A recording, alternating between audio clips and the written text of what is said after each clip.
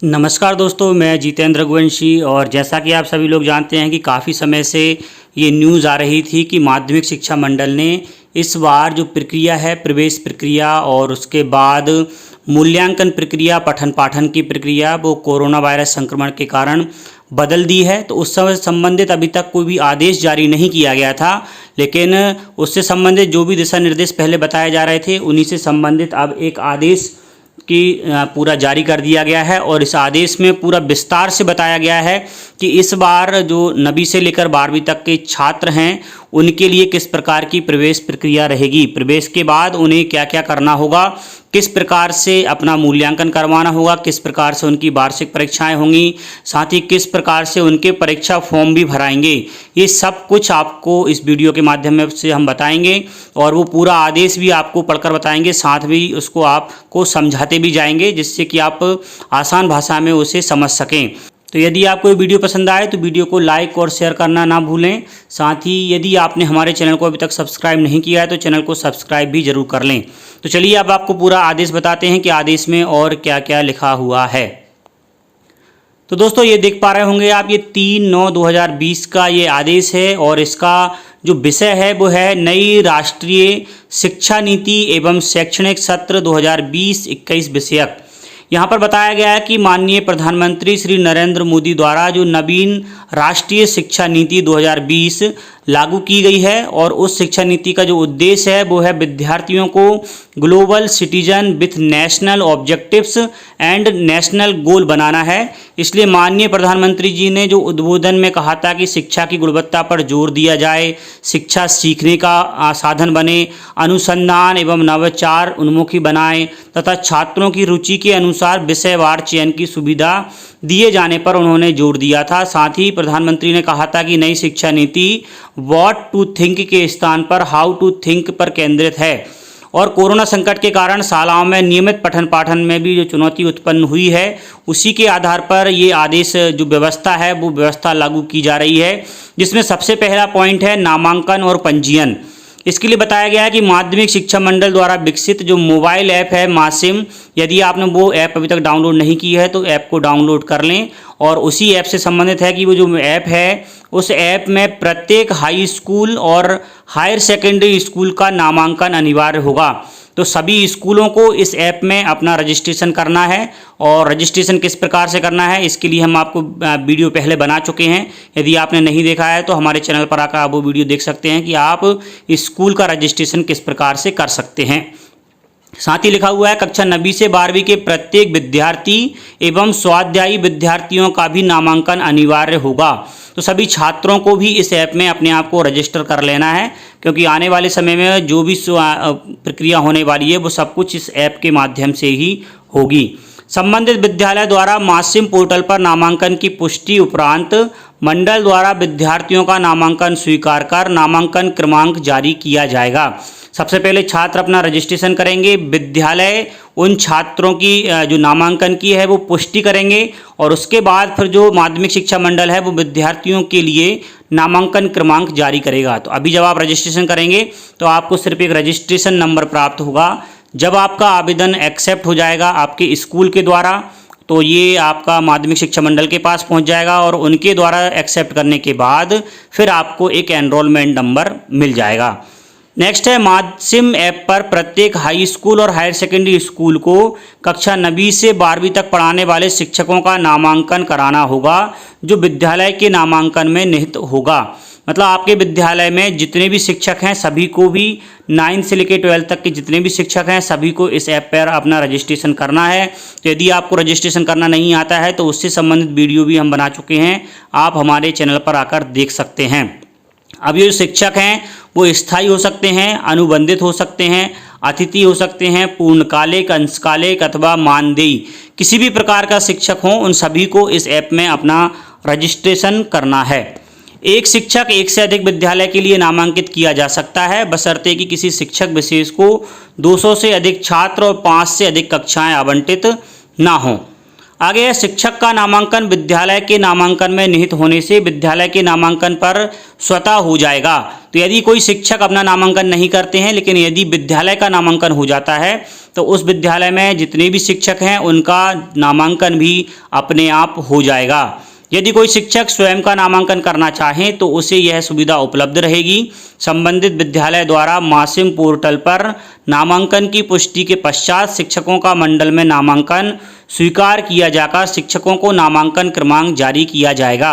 मतलब शिक्षक रजिस्ट्रेशन कर लेंगे, लेकिन इसके बाद जिस प्रकार से विद्यालय द्वारा छात्रों के नामांकन को एक्सेप्ट किया जा रहा था, उसी प्रकार से विद्यालय द्वारा जो शिक्षक हैं उनके नामांकन को भी उसको एक्सेप्ट किया जाएगा। इसके बाद ये माध्यमिक शिक्षा मंडल के पास पहुंचेंगे और उनके द्वारा एक्सेप्ट करने पर शिक्षकों के लिए भी एक नामांकन क्रमांक जारी किया जाएगा। जो विद्यार्थी पूर्व से मंडल में नामांकित हैं उसे भी मासिम ऐप के माध्यम से नामांकन कराना होगा, लेकिन नामांकन के लिए शुल्क नहीं लगेगा। तो कक्षा 9 को छोड़ दिया जाए तो कक्षा 10 से लेकर कक्षा 12 तक के जो भी छात्र हैं एमपी बोर्ड जिन्होंने अपनी पढ़ाई अभी तक की है एमपी बोर्ड के माध्यम से, तो उनके पास नामांकन नंबर पहले से होगा, तो उनके लिए नया कोई नामांकन नंबर जारी नहीं किया जाएगा, लेकिन उन्हें इस ऐप में रजिस्ट्रेशन जरूर करना है और उनके लिए नामांकन की कोई शुल्क भी नहीं लगेगी। सिर्फ कक्षा 9 के लिए ये शुल्क लगेगी नामांकन वाली।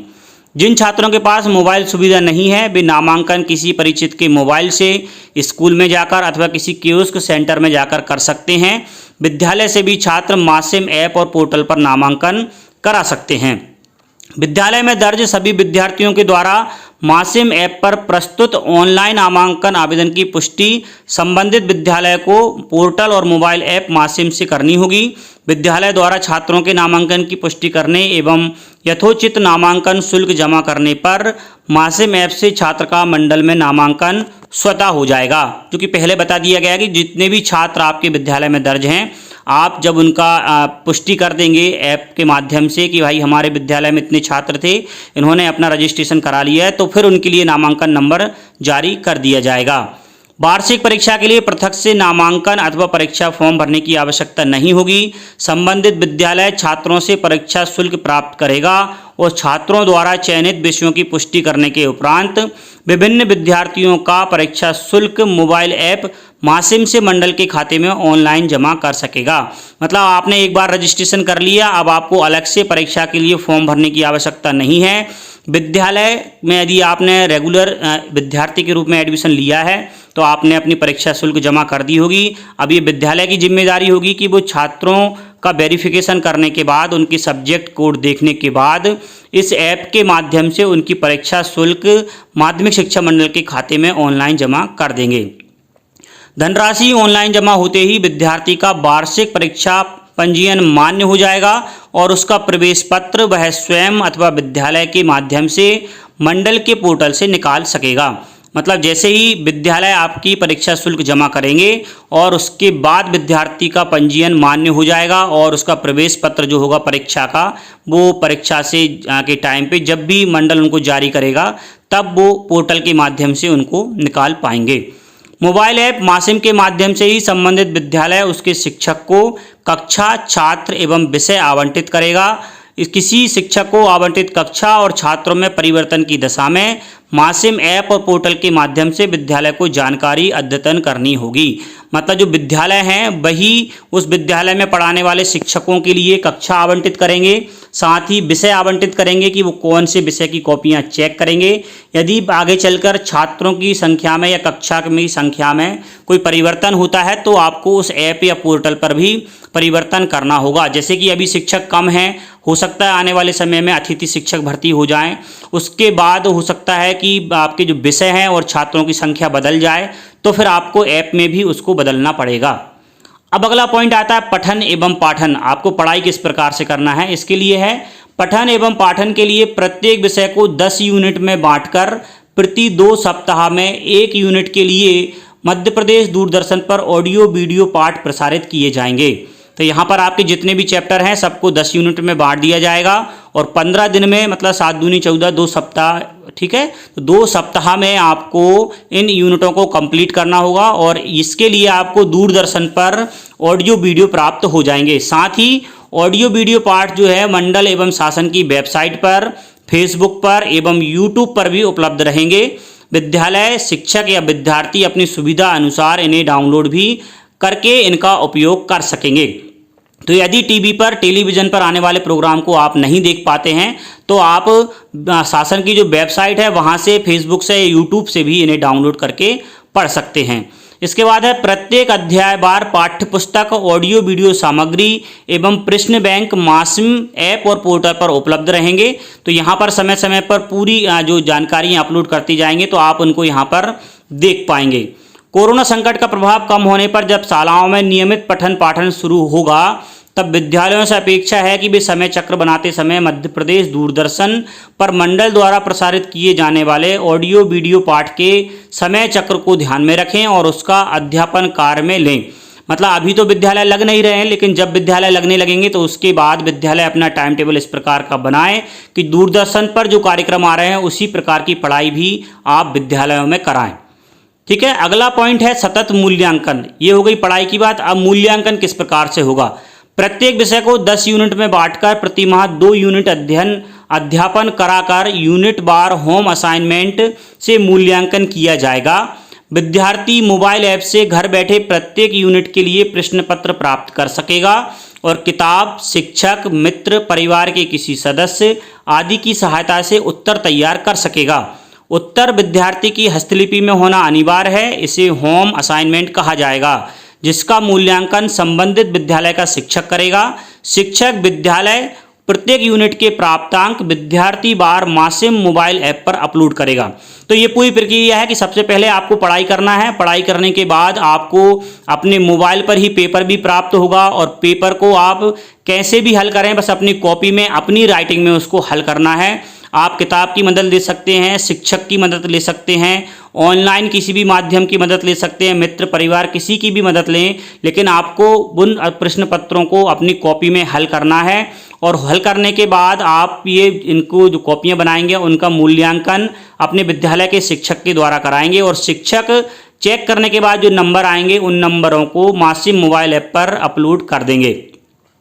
विद्यार्थी द्वारा मोबाइल ऐप से प्रश्न पत्र प्राप्त करने की कठिनाई की दिशा में संस्था के प्राचार्य को यह सुनिश्चित करना होगा कि नियत समय पर संबंधित विद्यालय मासिम पोर्टल से प्रश्न पत्र प्राप्त कर विद्यार्थियों को उपलब्ध कराएं।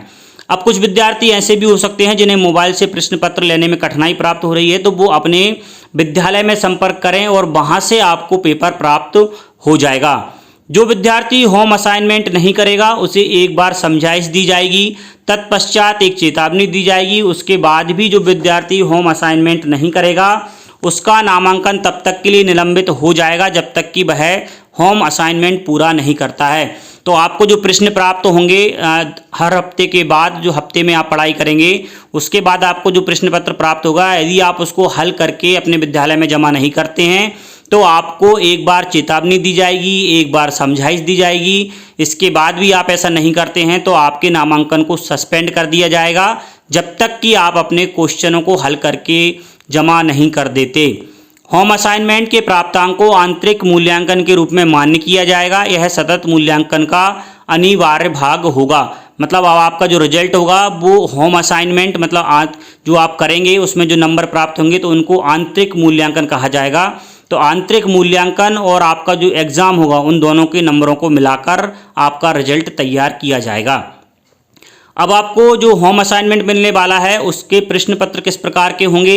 ये 3 खंडों में होंगे और सभी खंडों के उत्तर तैयार करना अनिवार्य होगा। इसके लिए खंड आ में वस्तुनिष्ठ प्रश्न होंगे, खंड बा में ज्ञान परक प्रश्न होंगे और खंड सा में समझ परक प्रश्न होंगे।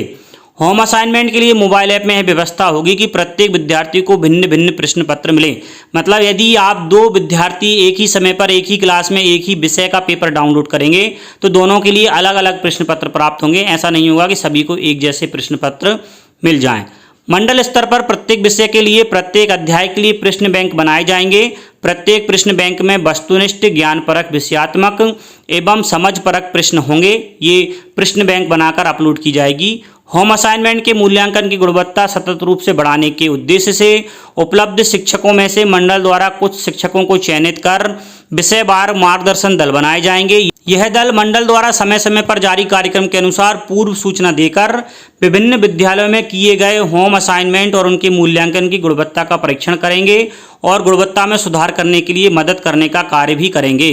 विद्यार्थी का मूल्यांकन सभी अनिवार्य विषयों के प्राप्त अंकों के आधार पर किया जाएगा। उपरोक्त तो होम असाइनमेंट आधारित सतत मूल्यांकन और वार्षिक परीक्षा को मिलाकर पूर्णांक निर्धारित किए जाएंगे। जो विद्यार्थी होम असाइनमेंट पूरे नहीं करेगा अथवा अनुत्तीर्ण होगा उसे आंतरिक परीक्षा में अनुत्तीर्ण माना जाएगा। होम असाइनमेंट एवं वार्षिक परीक्षा में पृथक पृथक पूर्णांक संबंधी आदेश पुस्तक से शीघ्र जारी कर दिए जाएंगे। कक्षा 9वीं एवं 11वीं की वार्षिक परीक्षा विद्यालय स्तर पर होगी, तो यदि विद्यालय चाहें तो मासिक ऐप से प्रश्न पत्र ले सकते हैं। अब प्रशिक्षण होगा, शिक्षक प्रशिक्षण। होम असाइनमेंट के मूल्यांकन के आधार पर शिक्षकों को प्रशिक्षण के लिए चिन्हित कर मंडल द्वारा उनके प्रशिक्षण की व्यवस्था की जाएगी। मतलब यदि आप कॉपियां सही से चेक नहीं कर रहे हैं और नंबर यदि आप कैसे भी अपलोड कर रहे हैं तो फिर आपका प्रशिक्षण होगा। विभिन्न विद्यालयों द्वारा शिक्षकों के प्रशिक्षण की मांग पर भी मंडल विशेष प्रशिक्षण सत्र की व्यवस्था कर सकता है। उपरोक्त व्यवस्था को बेहतर बनाने की दिशा में यदि कोई विद्यालय या शिक्षक कोई सुझाव भेजना चाहता है तो वह मंडल को भेज सकता है। प्राप्त सुझाव पर सम्यक रूप से विचार किया जाएगा और किसी भी प्रकार की कठिनाई आने पर दिए गए नंबरों पर संपर्क किया जाएगा। ये पूरी जो व्यवस्था है वो 7 सितंबर 2020 से लागू होगी। ये फाइनल पॉइंट है कि आपको ये समझ लेना है कि 7/9/2020 से इस व्यवस्था को लागू कर दिया जाएगा। तो यदि आपने अभी तक अपना रजिस्ट्रेशन नहीं कराया है तो अपना रजिस्ट्रेशन इस ऐप में करा लें, सभी विद्यालय, सभी छात्र और सभी शिक्षक, जिससे उन्हें उनकी आईडी और पासवर्ड प्राप्त हो जाए और वो लॉगिन करके आने वाले समय में जो भी असाइनमेंट आपको दिए जाते हैं आप उन असाइनमेंटों को समय पर पूरा कर सकें। इसके बाद भी इस आदेश में यदि आपको कोई चीज़ समझ में नहीं आई है तो आप कमेंट करके ज़रूर पूछें, और यदि आपको वीडियो अच्छा लगा हो तो वीडियो को लाइक और शेयर ज़रूर करें, और यदि आपने हमारे चैनल को अभी तक सब्सक्राइब नहीं किया है तो चैनल को सब्सक्राइब भी कर लें। धन्यवाद।